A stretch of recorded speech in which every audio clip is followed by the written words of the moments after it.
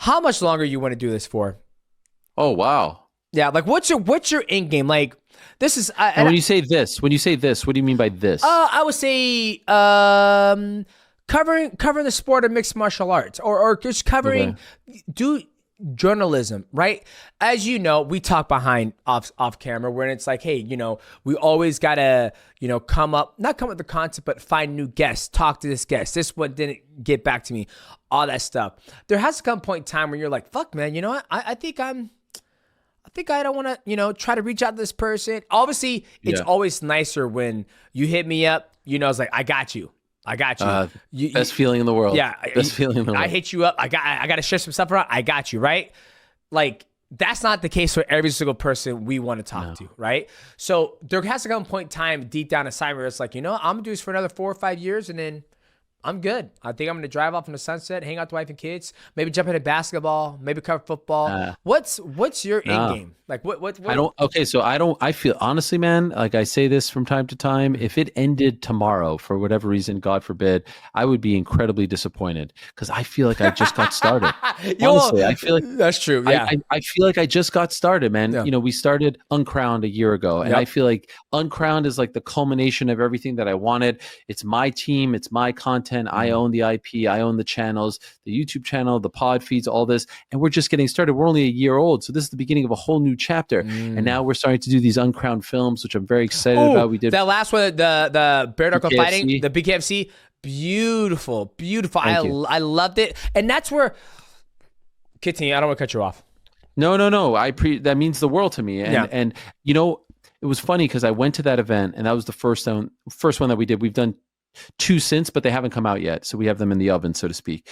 And man, I felt so alive. I was like, I miss this because once I left ESPN and the pandemic and all that stuff, and my job description changed a little bit. And I'll be honest, like I don't want to miss my kids' soccer games on Saturday. I'd much rather be at the park down the street watching them play soccer than at T-Mobile Arena for a big fight. Preach.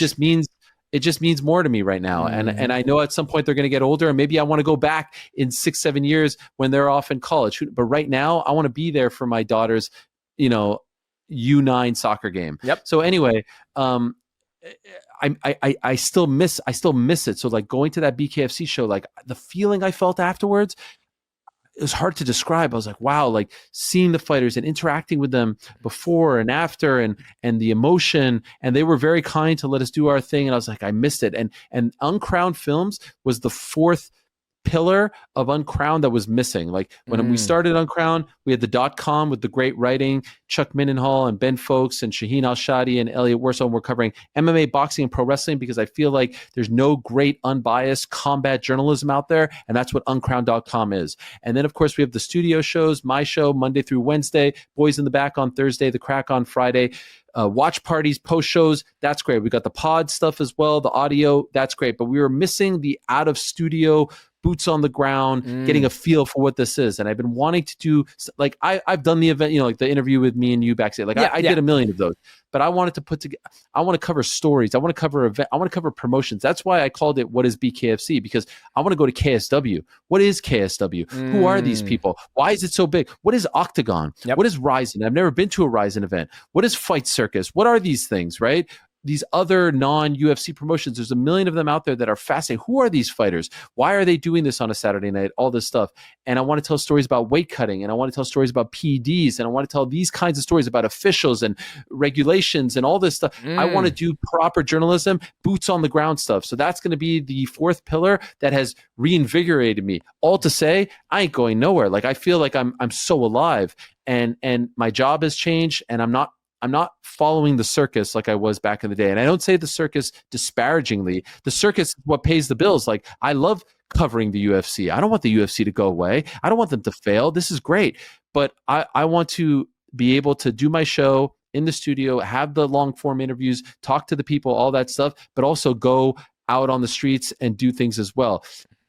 I want to be the best when it comes to combat journalism. I want to be the most trusted. I used to hear people talk about Walter Cronkite. Walter Cronkite was the anchor for the CBS Evening News back in the day. When he said something, People believed it. Mm. They called him the most trusted man in America. They called him Uncle Walter. My second son is named Walter in large part because I hold that name in such high regard. Wow. And when people say to me, like, when you say it, I believe it, it's the greatest compliment you could say. And I take that very personally.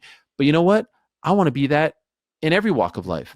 When I die, hopefully in 100 years, this is the dream. Will I get there? I don't know. I want people to say, that guy was the best interviewer in the world. He is the best at interviewing people.